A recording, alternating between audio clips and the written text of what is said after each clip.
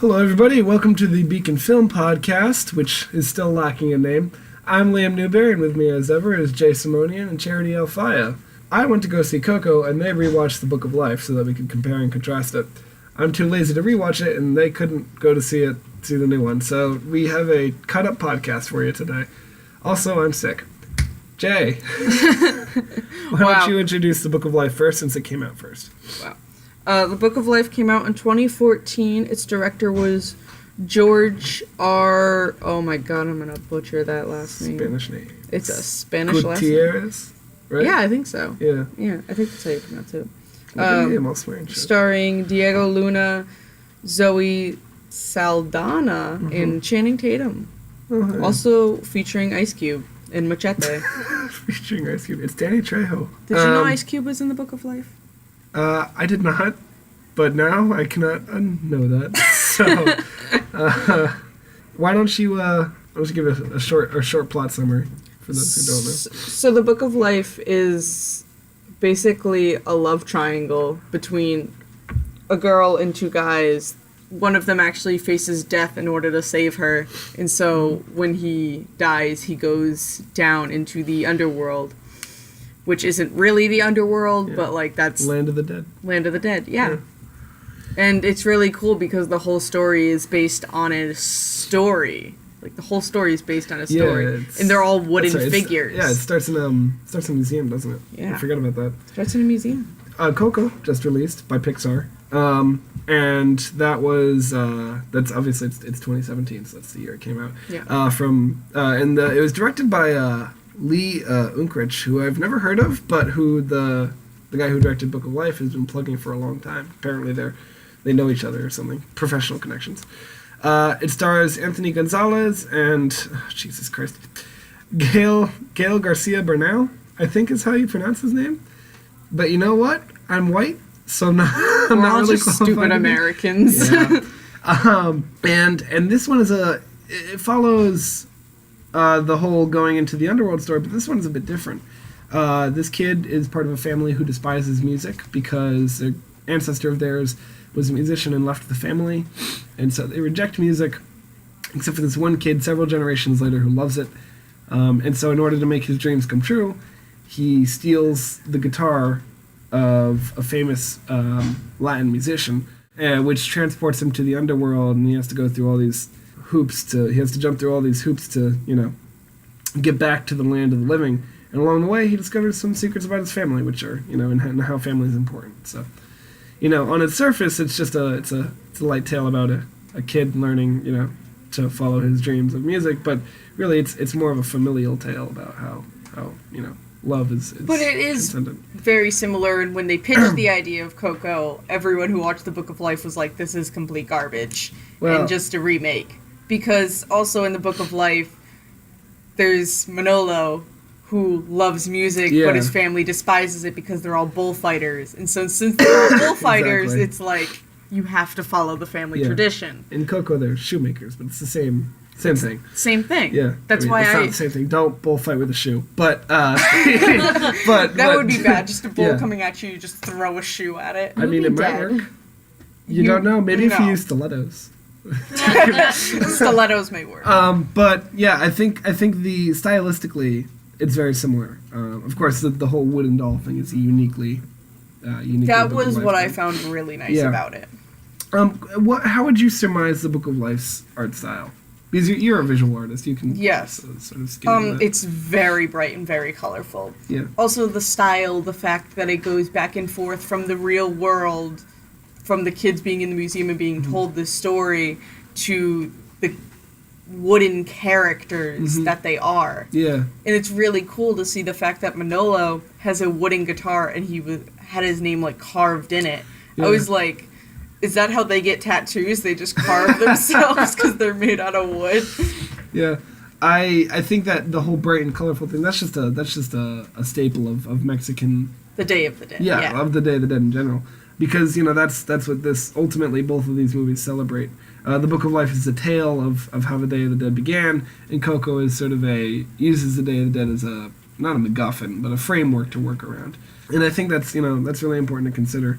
when thinking about art style, because you say it's very colorful, but I mean it's going to be very colorful. It's about which is funny because Coco actually it has its moments of color, but there are a lot of moments when it's very steeped in blue and it's all one color.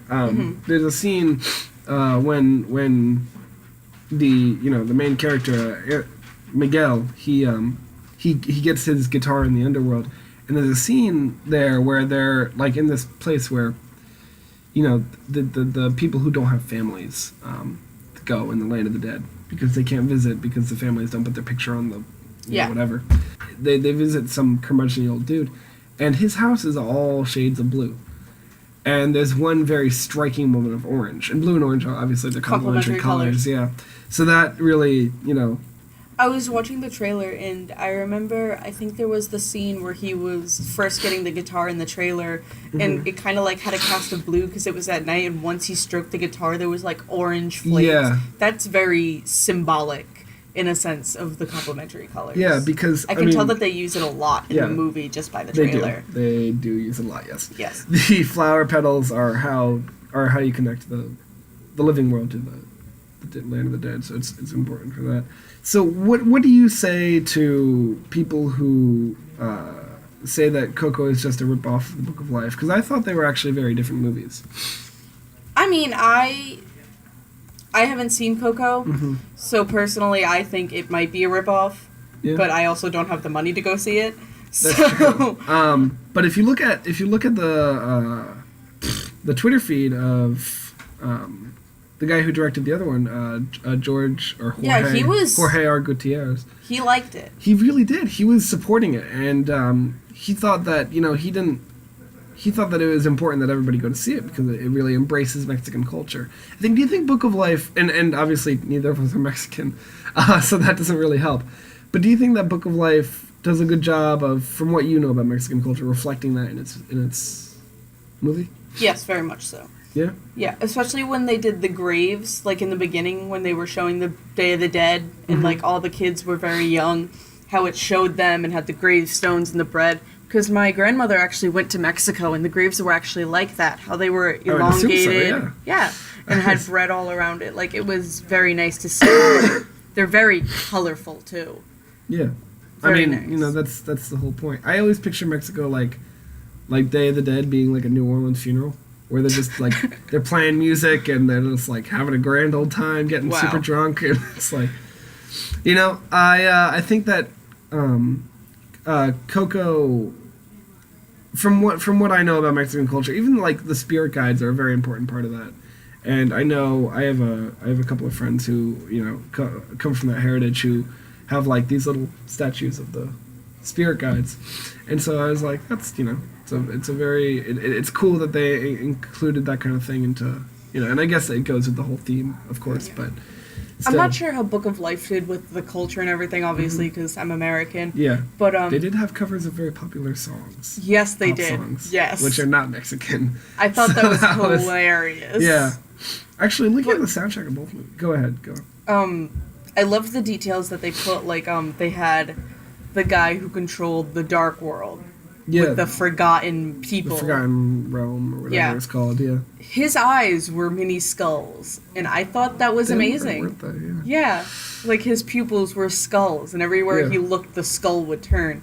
It's just details like that were so cool. Mm-hmm. Like, the flames were flickering on the lady's dress, too. Yeah, and he was voiced by Ron Perlman, which is a strange casting choice, but it worked. It worked. It was. He did well. Hey, the candle maker was voiced by Ice Cube. Okay. So I mean, yeah, that's true.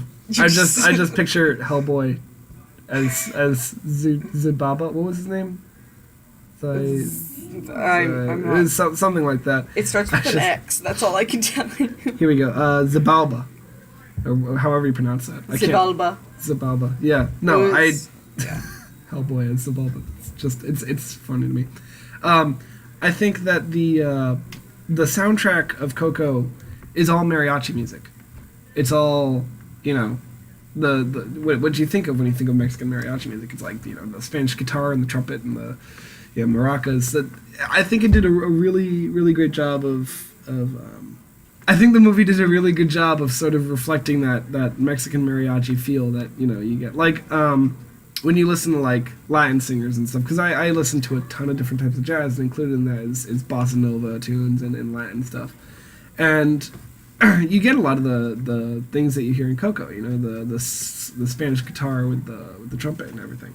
But and the Book of Life. The Book of Life did has covers. Pop songs. They had Elvis. They had, I think that was Radiohead. I think they had Radiohead at one point. Do they have Taylor Swift? They might have. They might have. Let me check the soundtrack. I think they had Taylor Swift. Did they? Yeah, I think so. Don't quote me on that. They had a lot of pop songs, which was actually, it was a nice touch. Mm-hmm. You think? Why? I think. How do you think that adds to the movie? Because it adds a sort of American culture to it too, because our songs are heard around the world, and it just kind of... That's true. We do produce a lot of... music. Yeah, we export a lot of music. And it's more for the fact that, like, we can influence them as much as they can influence us. Yeah. I think it's relatable. How? I don't know. Just people listen to pop music all the time on the radio. That's because we're Americans. Yeah. Yeah. So we This don't... is good. Yeah. So they have, Americans like- relate to the movie because of it. I Will Wait. I Love You Too Much. Do You Think I'm Sexy? Oh my No God. Matter Where You Are. Yeah, there's a lot of Live Life. There's a lot of... There's a lot of original songs, too. that too, yeah. Well, they had those listed in there, but they're Spanish names, and I don't want to butcher any more than I already have. There was one song that I so- love to listen to, even now when I don't watch the movie. I know it as the apology song. And it's when he's singing it to save his life and his family's life. Yeah, and that's because, I mean, I think humility is an important part of the Book of Life. You know what I mean? Yeah, definitely. Like when you look at when you look at like what the plot's about, it's about sort of like Saving the it's- ones you love. Yeah, but it's also recognizing when you've lost. You know what I mean? Mm-hmm. Which is something that doesn't often get put into movies nowadays, because I think movies have embraced, modern cinema has really embraced the whole idea of like the power fantasy and the good guy that always succeeds, especially with superhero films. And so you come back to a movie like Book of Life, and even there's moments like this in Coco too, where you sort of recognize when the protagonist has lost something, and that's you're not gonna get it back, and that's the way the world works.